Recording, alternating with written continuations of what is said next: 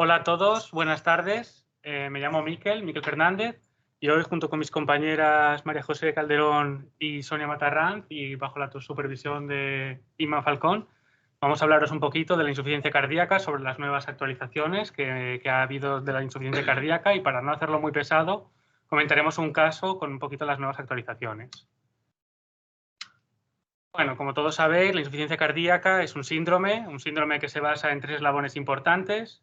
Por un lado tenemos los signos del paciente, que pueden ser tanto la ingurgitación yugular como pueden ser las crepitantes pulmonares, ¿vale? Que todos estos el paciente presenta unos síntomas, como puede ser la fatiga o la disnea, ¿vale? Y que sobre todo están causados por ciertas alteraciones cardíacas que pueden ser por alteraciones estructurales o por funcionales del tema del corazón. Y esto es muy importante, ya que saber la etiología es fundamental para un buen control de la insuficiencia cardíaca. Importante también que, aunque parezca mentira, la prevalencia de este síndrome es mayor de un 70%, o sea, mayor de un 10% en gente mayor de 70 años.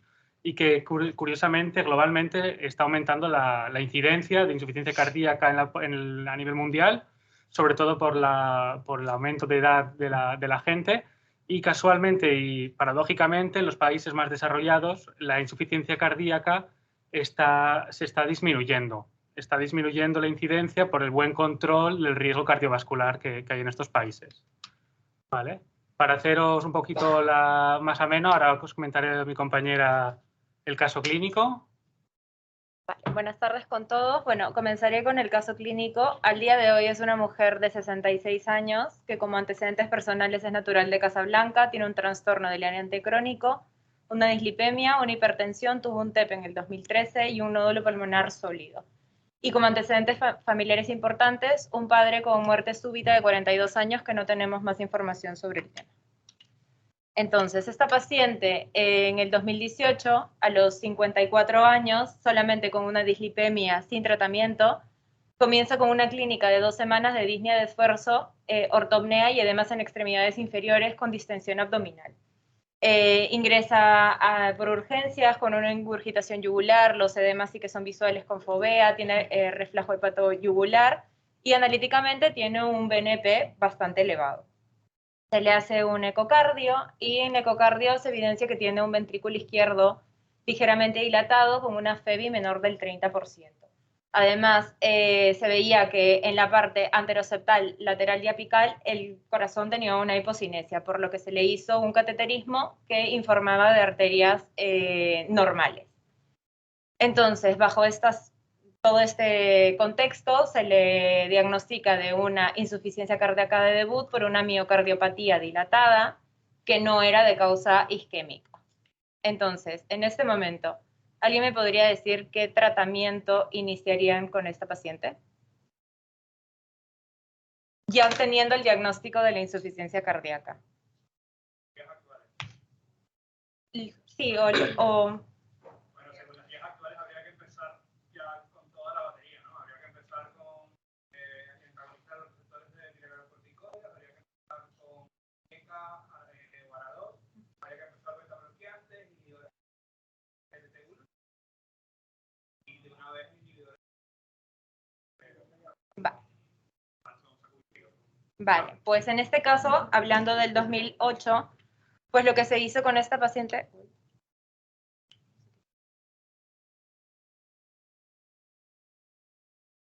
Ahora, lo que se hizo con esta paciente fue iniciar un inhibidor, un YECA, un beta-block y un antagonista de los receptores de mineralocorticoides. Y bueno, tratamiento deplectivo. Esto es lo que se hizo en el 2008. ¿Qué pasó con esta paciente? Pues que dejó el tratamiento. Dejó el tratamiento y en el 2009 hizo, esto es un poco el algoritmo que se ve un poco pequeño, pero es básicamente cuando tenemos una sospecha de una falla cardíaca porque el paciente, como dijo Miquel, tiene síntomas, tiene signos, y se le hace un electro que es patológico, que en el caso de esta paciente tenía un bloqueo de rama izquierda que ya era conocido, se va a ver la analítica, a ver el ProBNP. Si ese ProBNP sale alterado, pues tenemos que ir a ver si es que estructuralmente este paciente tiene algo. Y bueno, de acuerdo al ecocardio ya se define, como lo voy a mencionar en un momento, si es deprimida la función, si está preservada, que ahora lo mencionaré. Entonces, en el 2009, esta paciente presenta una descompensación por abandono del tratamiento. ¿Y qué es lo que pasa aquí? Que cuando se le hace el ecocardio, la FEBI estaba en menos del 10%. En el interín de esto, esta paciente presenta una muerte súbita, se le diagnostica una amiloidosis, y ahora seguiré con el caso clínico, pero vamos a hacer un paréntesis por el tema de la amiloidosis. Sí, no, primero. Perdón. En cuanto al tema de la clasificación, según la fracción de eyección, tenemos que es reducida cuando tenemos signos y síntomas y una fracción de eyección menor o igual del 40%. Cuando es preservada es porque tenemos también signos y síntomas con una fracción de eyección mayor o igual al 50%, siempre y cuando en el ecocardiograma tengamos disfunciones, alteraciones cardiológicas, tanto funcionales o estructurales, como una disfunción diastólica del ventrículo izquierdo o por presiones de llenado elevadas o por un aumento del ProBNP. Y lo que anteriormente se llamaba la FEBI intermedia, ahora es lo que se llama moderadamente reducida, ¿no? Cuando tenemos una FEBI entre el 41 a 49%.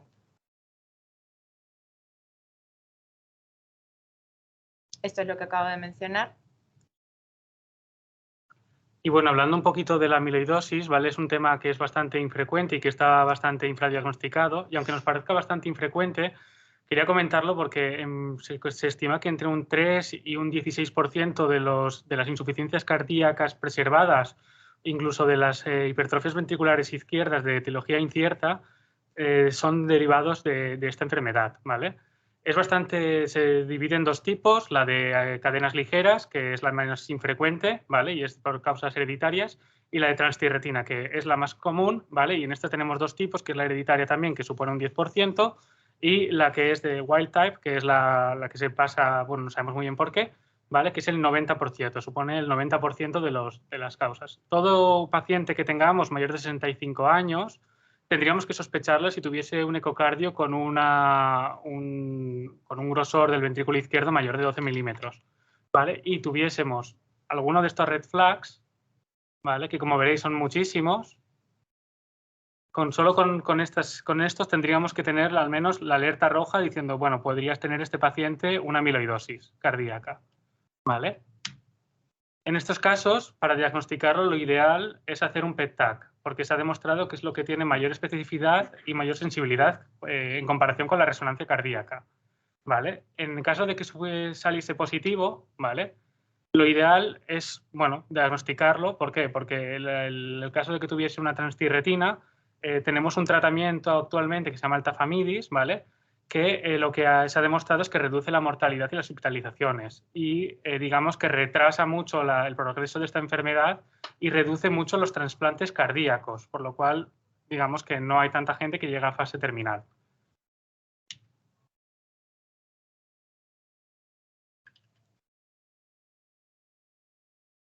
Entonces, como les comentaba, si esta paciente presenta la descompensación en el 2009, se vuelve a iniciar el mismo tratamiento en ese momento y la paciente cumple con el tratamiento.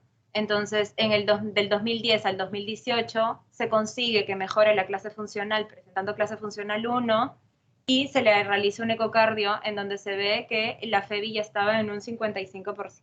Había mejorado bastante. Pasamos de un 10% a un 55%. ¿Qué es lo que pasa con esta paciente?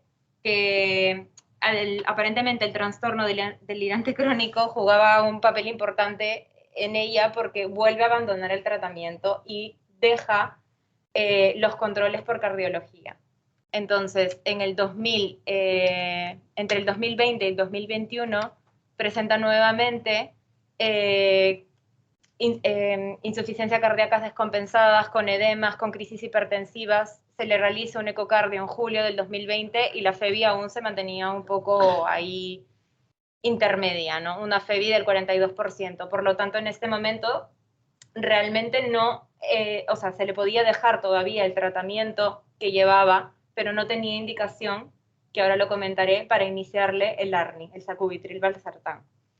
Sin embargo, vuelve a presentar una descompensación, y en este caso fue por una miopericarditis, porque comenzó con dolor torácico, una clase funcional de disnea 3-4, dolor torácico que elevó troponinas, tenía un BNP mayor de 24.000, se le hizo un cateterismo y las arterias coronarias eran normales. Y en ese momento se hizo un ecocardio y la FEBI disminuyó a un 22%.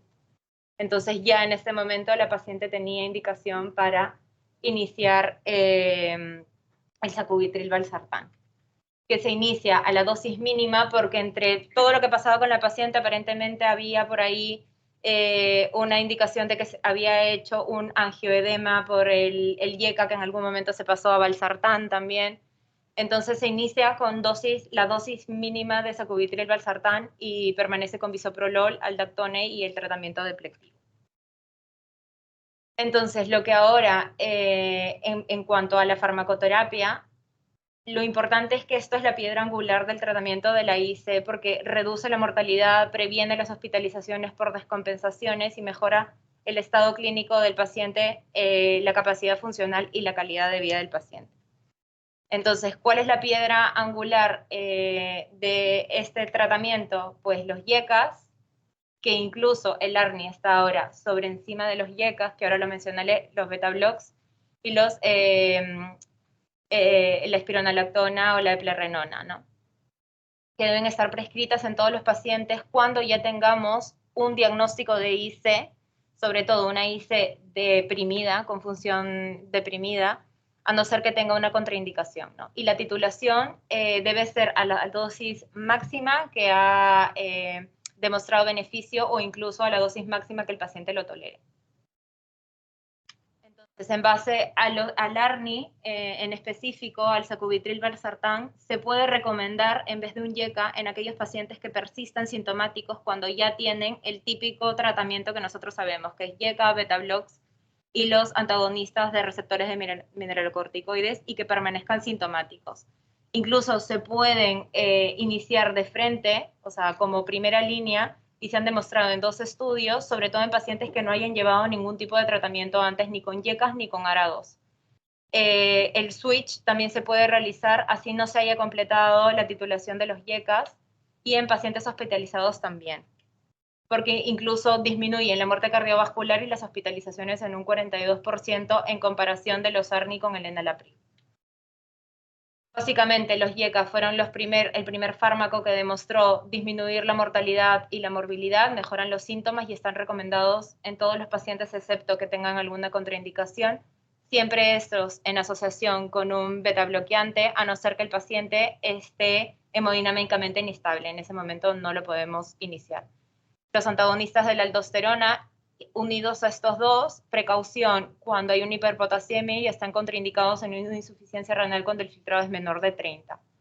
Y el ARNI, que ha demostrado ser superior al enalapril, que mejora los síntomas, disminuye también la incidencia de la diabetes con tratamiento de insulina y el uso de diuréticos de ASA, porque tiene un componente diurético también.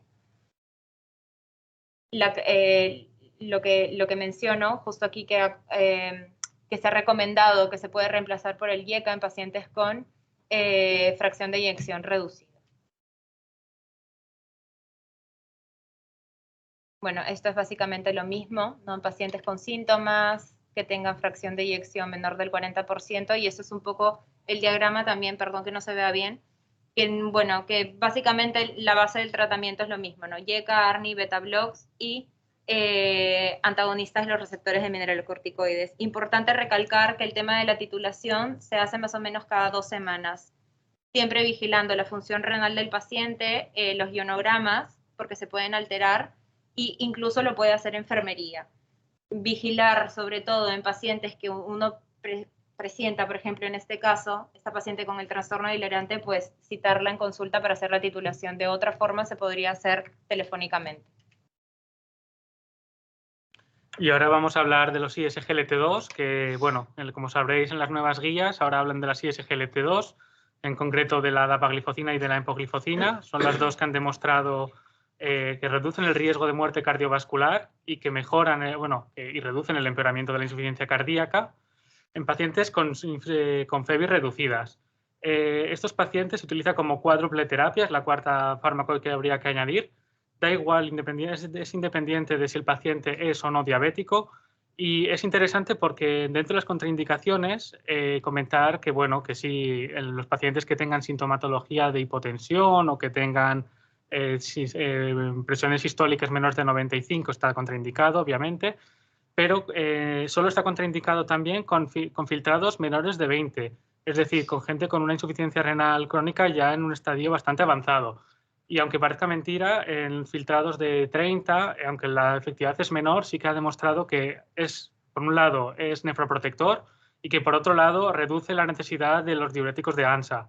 ¿Vale? Entonces es bastante, bueno, es bastante novedoso. También es bastante interesante el uso que está contraindicado en embarazo y en la lactancia materna, que no es algo, no son pacientes objetivos generalmente, pero bueno, para tenerlo en cuenta. Y el hecho de que aunque tengamos, pueden dar infecciones de orina de repetición, pero que no es una contraindicación para el tratamiento, para parar el tratamiento. ¿Vale? Como ya veréis, bueno, las dos estudios que se han hecho es el DAPA Heart Failure Trial, que es el artículo, y el Emperor Trial, que es sobre la empagliflozina. Aquí tenemos un poco, bueno, como veis, las nuevas recomendaciones, que son de clase tipo 1, ¿vale? De tipo A en el caso del ISGLT2 y de tipo 1B para el sacubitril/valsartán, que ya se ve que, bueno, vienen aquí para quedarse con nosotros. Y aquí está un poquito, otra vez, volvemos a repetir un poco el tratamiento, ¿vale? Sobre cómo tenemos que hacer según lo que tenga el paciente, pero siempre teniendo la cuádruple terapia como base fundamental.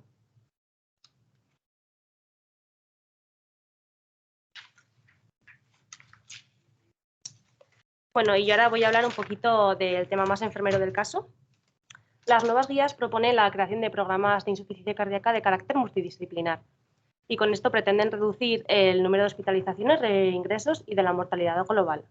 Con estos programas se pone de manifiesto que no solo nos tenemos que enfocar en el tratamiento farmacológico, sino que también tenemos que abordar otros factores como son los hábitos higiénicos, el estilo de vida y el entorno social del paciente. Y es aquí donde la figura de enfermería cobra un papel muy importante. Nuestro objetivo se centraría en realizar unas buenas intervenciones educativas y en el autocuidado del paciente, ya que este es esencial para el manejo de la insuficiencia cardíaca. Pero para asegurarnos de que este autocuidado es eficaz, tenemos que tener en cuenta las habilidades y capacidades del paciente y su nivel de alfabetización en salud. Se ha visto que los pacientes que informan un autocuidado más eficaz tienen una mejor calidad de vida, menos reingresos y se reduce la mortalidad. Desde enfermería, a la hora de recibir un paciente en nuestra consulta, lo primero que tendremos que hacer sería una primera valoración para hacernos un esquema de la situación del paciente. Y esto lo realizaríamos a través de un proceso de atención de enfermería. El proceso de atención de enfermería, el PAE, es una herramienta clave en la práctica clínica, ya que gracias a este estableceremos los distintos diagnósticos enfermeros con sus respectivas intervenciones para obtener los resultados esperados en salud. Esto lo podemos realizar siguiendo varios modelos, pero hoy nos vamos a centrar en los 11 patrones de Marjorie Gordon, que son estos de aquí, pero hoy voy a hablar sobre todo de unos de ellos. Con respecto al primer patrón, al mantenimiento y percepción de la salud, tendremos que recabar información sobre los conocimientos que tiene la paciente de su enfermedad.